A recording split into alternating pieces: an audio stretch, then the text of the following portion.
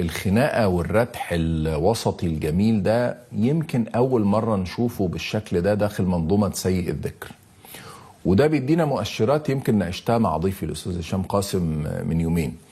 هل في أزمة داخل النظام ولا لأ؟ هل في أجنحة متضايقة من بعضها وطريقة الإدارة؟ مش بقولك إن في صراع أجنحة، لا، القصة مش إن هما بيتخانقوا مع بعض عشان صراع جناح هيخلص على التاني، لا، مش ده القصد. القصد هل هم من جوه متضايقين من طريقة إدارة بعض؟ هل محمود عبد الفتاح السيسي خلاص أزعج التيارات والأجنحة الأخرى في النظام؟ هل الجماعة شافوا إن محمود أفور شوية فقرفوا منه فزعلوا فاتضايقوا؟ قصة إن مؤسسات المفترض إن سيء الذكر هو اللي ماسكها بالحديد والنار تبدأ تلقح على بعض البيانات معلنة بالشكل ده، دي حاجة غريبة يا جماعة. ده انتوا واكلين قاتلين سارقين نايمين مع بعض، دلوقتي كمان بقيتوا فاتحين بعض. فايه اللي حصل لكم؟ دي عين، يعني دي اكيد عين وصابة نظام سيء الذكر. الجماعة كانوا على قلب او على بيادة واحدة، يعني متجمعين على بيادة واحدة لابسها سيء الذكر. ايه اللي حصل لكم يا جماعة؟ مش انتخابات اللي تعمل فيكم كده، مش شوية تزوير يعمل فيكم كده، اجمد امال. انتوا لسه داخلين على تزوير ومرحلة تانية، وداخلين على تعديل دستور، وهتقعدوا الرئيس السيسي كمان 6 سنين. لسه يا بيه في ليلة كبيرة جاية قدام. فحيلك انت وهو مش مع اول قلم كده واول مطب هتطلعوا تردحوا لبعض وتشمتوا اهل الشر واعداء الوطن فينا. طب معقول كده؟ طب لو القنوات اللي بره خدت خبر هتعمل فيكوا ايه؟ ما هو ما يصحش. فانتوا لازم تقفلوا على بعضكم بقذارتكم، بفسادكم، بقرفكم، بالعك اللي انتوا عاملينه. اقفلوا على بعض، اقفلوا. معلش، محمود ولد لسه صغير، لسه بيحاول بيجرب، ادوا له فرصه يا اخي، بقى له 12 سنه بس بيجرب مع بابا، ادوا له 10 سنين كمان. ايه المشكله يعني اما محمود يزور انتخابات بشكل فج؟ هيحصل ايه؟ هيحصل ثوره؟ الناس هتنزل الشارع؟ لا. لجانكم الالكترونيه مأكده لي انه نموذج 2010 بعيد يا جماعه. ما حدش يقعد يفتكر لنا برلمان 2000، هم مأكدين لنا. فخلاص يا جماعه اطمنوا، انتوا قلقانين ليه بقى؟ سيبوا محمود يزور، يعك، يهجص، يهزر، يعمل اللي هو عايزه، بس ما تحبطوش الولد. يعني الولد دلوقتي اكيد حالته النفسيه تعبانه جدا. انت متخيل ان محمود كل بيان بيطلع من نادي البحريه، من نادي مش عارف مركز شباب طنطا، اي بيان بيطلع دلوقتي على الانتخابات سيء الذكر بيقول له شايف جايب لنا الكلام ازاي؟ عاجبك عمايلك السودة؟ انت مبسوط من اللي انت هببته في الانتخابات؟ يعني واخد نص المقاعد للعرجاني وقيمته وبتزور النص الباقي؟ اقعد بقى على جنب، خلي الناس اللي بتفهم. انت متخيل الحالة اللي محمود السيسي فيها؟ بيعيش أسوأ أيامه والله، مش تضامن معاه ولا حاجة، بس فعلا الولد بيعيش أسوأ أيام، يعني مضغوط ضغط شديد جدا.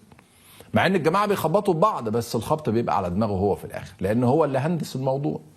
فاعزائي الناس المخضرمين جوه منظومه سيء الذكر وسيء الذكر نفسه من غير عزيز ولا حاجه، يعني خلي بالكم من محمود، خلي بالكم من محمود، لانه محمود اكيد تعبان، لدرجه انه خالد ابو بكر احد الاذرع الاعلاميه للنظام كتب بيسال لماذا وصلنا الى هذا الحال ومن السبب.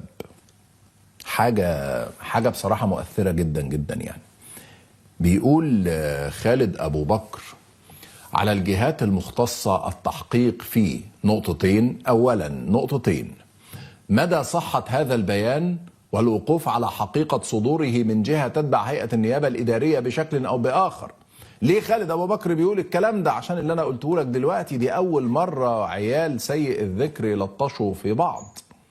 ثانيا، إذا ما ثبتت صحة هذا البيان يجب التحقيق في مضمونه وأثره على مصداقية العملية الانتخابية برمتها. فخالد أبو بكر عايز يشوف اللي حصل على مصداقية العملية الانتخابية برمتها. ثالثا يا عم خالد، ناشد خالد أبو بكر كافة الجهات والهيئات التابعة للدولة بشكل أو بآخر، وحثها على إصدار بيانات تتعلق بالعملية الانتخابية في أي مرحلة من مراحلها. بص الكلمة الجاية دي: حرصا على شكل الدولة المصرية. يا سلام يعني يا جماعه ما تفضحوش بعض حرصا على شكل الدوله المصريه، لحسن كده عيب بقى، كده عيب بقى، كده قله ادب والله. ويبقى السؤال لماذا وصلنا الى هذا الحال ومن السبب؟ التاريخ سيكتب كل شيء. حته مباركيه دي، حته مباركيه جامده قوي دي. وسيكتب التاريخ بما لنا وما علينا. فاكر انت مبارك في الخطاب الاخير بتاعه؟ فخالد ابو بكر هنا زعلان يا جماعه. ازاي ولاد النظام يعملوا ببعض كده؟ انت مش مسيطر يا عبده. عبد الفتاح انت مش مسيطر ابدا بصراحه. يعني خليني اقول لك الكلام المظبوط. يعني محمد علي خير دخل على نفس الخط كمان، بس اتكلم بقى بلهجه الصنايعيه والمفكات والكلام ده. قال لك المفك خلاص انضرب في المجلس القادم. وبعد بيان النيابه الاداريه اليوم ما بقاش فيه كلام يقال. ما هو انت لو هتتكلم بالمفكات يا خير تقول ما فيش كلام يتقال، ما تقولناش يقال. دي لو هتتكلم لقد ضرب المفك، انما المفك انضرب خلاص، فما تقولناش يقال، قول يتقال عشان تبقى الدنيا ماشيه مع بعضها.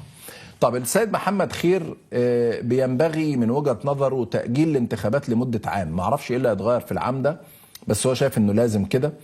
وبص الحته اللطيفه دي، تمديد عمل مجلس النواب الحالي لمده عام.